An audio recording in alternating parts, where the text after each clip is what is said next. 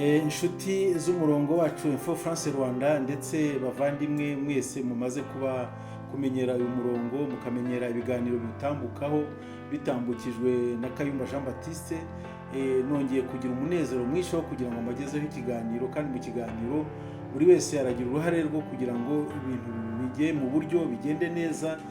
Ni ikiganiro ntegura mu rwego rwa diaspora, mu rwego rw'umuco nyarwanda, kandi icyo kiganiro nkagitegura ngira ngo turebe ukuntu twafashanya kugenda muri ubu buzima twese tugenda neza, ndetse twubahiriza umuco nyarwanda, twiyubaha ubwacu nk'abantu bakuru, abantu batoya, abasore n'inkumi, abapapa n'abamama, aho turi hano mu mahanga, cyane cyane aho mu Bufaransa. Cyane iyo mvuga mu Bufaransa nibanda ku gatsiko ka Nahimana Thomas wahoze ari umusaserodoti, akabirika agahitamo ibyo kujya gutukana ndetse no kwirwa asuzugura u Rwanda rwamubyaye, akaruhindura icyo ntashobora kuvugira hano, nawe arabizi icyo arukorera, ndetse ntibagirwe no kugira ngo abayobozi b'u Rwanda nabo akomeze abamerere nabi cyane, kandi ingaruka y'ibyo ngibyo kuri we izagaragara, azayibona. Nicyo ngira ngo mpereho mvuga nti ikiganiro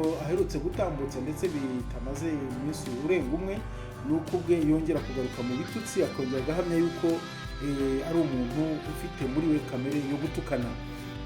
Kandi ikiganiro nkavuga nti ariko utagira isoni we nta mwara.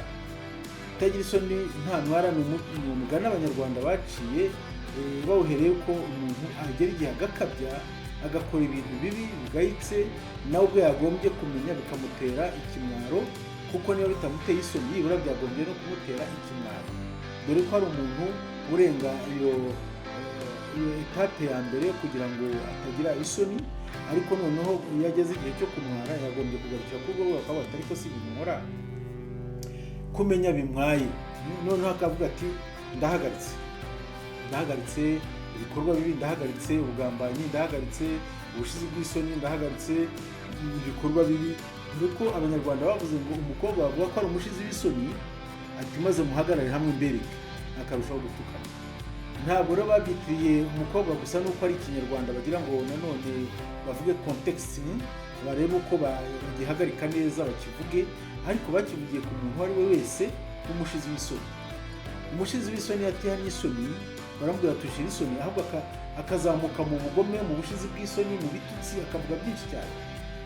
Tubona rero uyu mugabo Nahimana Thomas agatsiko yamaze gutegura, ndetse akagahimbira icyo yise ngo ni guverinoma sinzi guverinoma bwoko ki, ariko hari yenda aba guverinoma iyo abagizi ba nabi, abagizi nabi bagira uko bifata, uko bihita.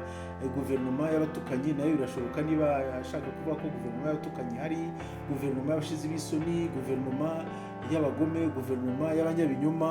Ibyo yagombye kujya bisobanura abantu bakabyumva neza, bakamenya guverinoma avuga cyangwa yashaka kuvuga iyo ari yo. Nuko rero utagira isoni we nta namwara. Kugeza kuri iyi saha ibyo Nahimana Thomas avuga ubona nta soni afite, kugeza n'igihe atamwara. Arahaguruka agatuka abanyarwanda, kugeze niho mu kanya gato gashize yashoboye kwita abantu ko ari ikizi. Yabise ijambo rikomeye cyane ku buryo iyo umuntu abivuze ni ikibazo gikomeye cyane. Mu kiganiro aherutse kugira bitarenze umunsi w'ejo, yatinyutse yita abantu umwanda. Ni ukuvuga ngo uriya mugabo muri kamere ye habamo ibitutsi bibi cyane. Abanyarwanda bajyaga bavuga ngo hari ibitutsi abantu baherezwaho, ariko nabo ugasanga ari kugira ngo baharabike igice kimwe cy'abanyarwanda. Ariko hibwira ko abanyarwanda muri rusange bahuriye ku muco umwe, bahuriye ku muco mwiza, umuco ubaranga wo kwitonda, wo kuvuga neza, wo kubana neza, wo kurangwa n'ibintu byiza. Ariko kugeza kuri iyi saha utagira isoni we nta namwara. Uriya mugabo wari Padiri Nahimana Thomas, kugeza kuri iyi saha ntabwo twatinya kuvuga ko ntagira isoni, nta namwara. Ubushize yise abantu ko ari intumbi, yita abantu ko ari ibigoryi, yita abantu ko ari ibinini umuntu atasubiranye. Ariko ubu noneho kugeza ubwo yita abantu ko ari umwanda, muri we ubwe abyivugira rwose. Muzakurikire video yahise yasohoye iminsi ishize, avuga ko u Rwanda rugiye guterwa, ko u Rwanda rugiye gukuburwa. Ibyo byose ni imipango bafite, noneho kugeza ubwo yise abanyarwanda ko ari umwanda. ngo bazakubura umwanda. Ni ukuvuga ngo abanyarwanda aduhaye izina rikomeye cyane, abari mu Rwanda si iryo zina, abari hanze si iryo zina. Nkumva uyu mugabo sinzi ahantu hazagarukira, keretse ko abanyarwanda twagombye gutekereza icyo umuntu yamukorera, niba ari inama, niba ari kumusengera abasenga, niba ari kumwitaho, niba ari kumushaka. Nibwira ko hagomba kugira ibikorwa byo kugira ngo bamufashe ave, kuko yararenze inkombe. Ubwo rero iyo twumvise amagambo nk'ariya, twebwe muri Info France Rwanda ntabwo tuyareka ngo atambuke gutyo gusa, kuko ntabwo wabona umuntu uri gushyira isoni, wabona umuntu uri gutukana ku mugaragaro akabishyira ku mbuga nkoranyambaga ngo bitambuke gutyo gusa, ngo abanyarwanda barasaze, basigaye batukana, basigaye bitana umwanda. Oya, turagira ngo bene nk'ibyo nitumara kubyumva tujye tubatangariza ko bigomba guhagarara byanze bikunze. Ni ukuvuga ngo mu kanwa ke havamo ibitutsi byinshi, ndetse agatsiko yamaze gutegura akigisha gutukana nako, ariko ntabwo abanyarwanda bazihanganira ibitutsi by'umuntu w'umugabo nk'uriya wagombye kumenya ubwenge, wagombye gusobanura, akamenya akavangura ikibi n'icyiza. Gutukana ntabwo Nahimana, nkurikije imyaka yaba afite irenga 40-50, ntabwo ari ubukiri wo kujya kuri YouTube ngo atukane, avuge igitutsi, yita abantu ko ari umwanda.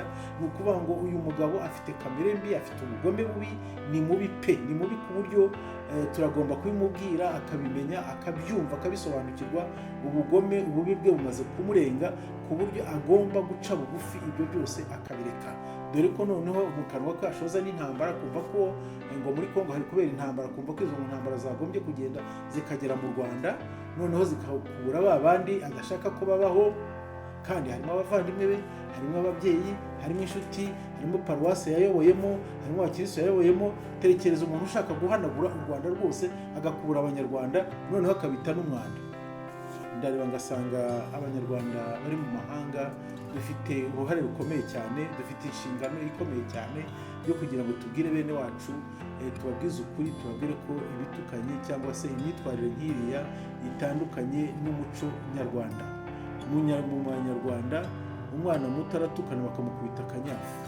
Niba Nahimana nawe ashaka kugira ngo akubitwe akanyafu, harenda yaba ariko ategereje, akaba agategereza kakabura, ku buryo yirwa agahamagara. Njye nakugira inama yo kutitabira ako kanyafu, kuko gashobora kuza akagakubita ukababara, ariko cyane utaragakubitwa. Njye nakugiraga inama yo kugira ngo ureke gutukana Nahimana Thomas.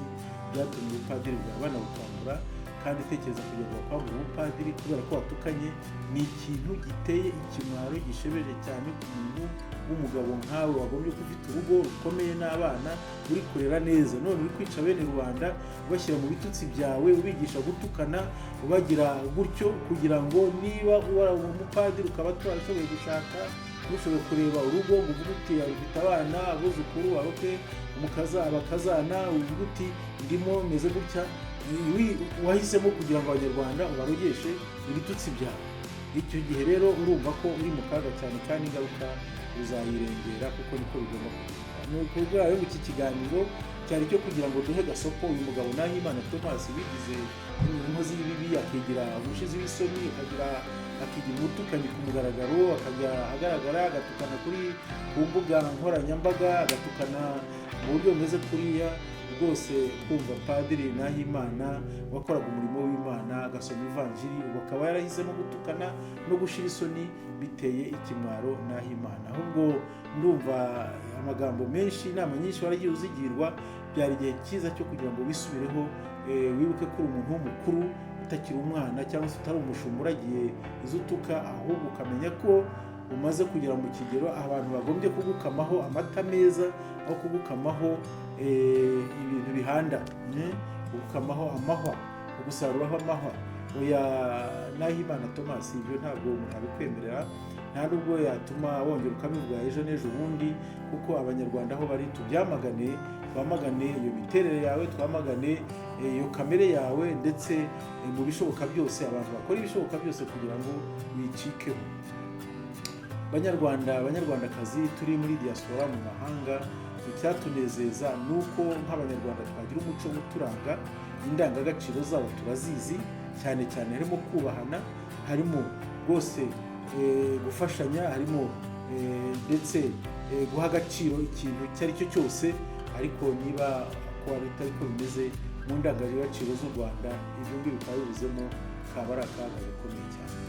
Ndakomeza kubaganira ariko ntari butinde, kuko iki kiganiro cyari cyo kugira ngo namagane ibitutsi bigaragaye ku murongo mu biganiro Nahimana aherutse gutambutsa, avuga ko abanyarwanda ari umwanda kandi ko yiteguye kubakubura, ariko kandi nkamutangariza ko aramutse aje gukubura ndibwira ko nawe yakwiheraho, kuko bavuga ko ngo igisiga cy'urwara rurerure kimena inda, kandi umurozi burya ngo yahera ndetse ku bana be akabamara rwose akabica.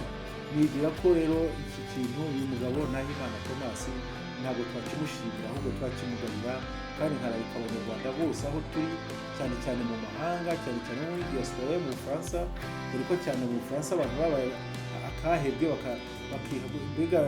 bakiha ngo umusozi umwe nawe ukiha undi.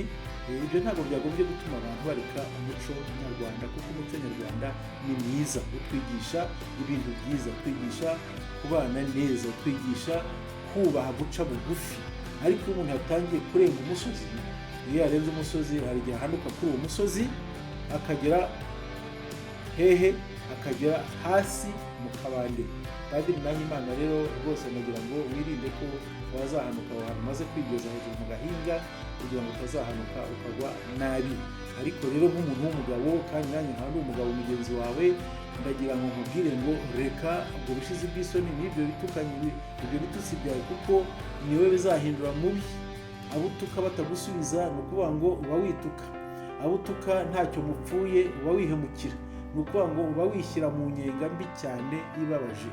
Nuko rero Info France Rwanda ikimara kumva ibyo bitutsi byuzuye mu kiganiro Padiri yatinyutse gutambutsa, cyane cyane avuga ngo abanyarwanda ni umwanda azabakubura, umweyo azakoresha kugira ngo akubure abanyarwanda yita umwanda, ubwo niwe uwufite, kandi icyo kora Imana ntabwo izemera ko uwo mweyo we uzakora, kuko Imana izawuhindura imyangaro, iwutesha agaciro, ubure ingufu, hanyuma nyirawo ahubwo ari we ugira ikibazo gikomeye cyane.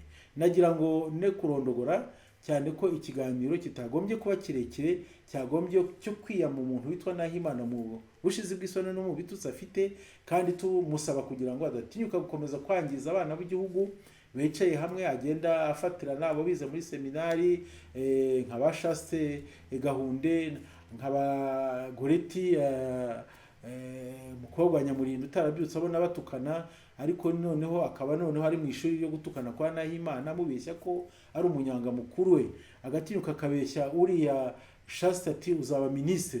Ni ukuvuga ngo mu Rwanda niba ushaka kuba ministre bwana Chaste waza ukabikorera, ariko kwa Nahimana ibyo ni ibinyoma babatera cyane.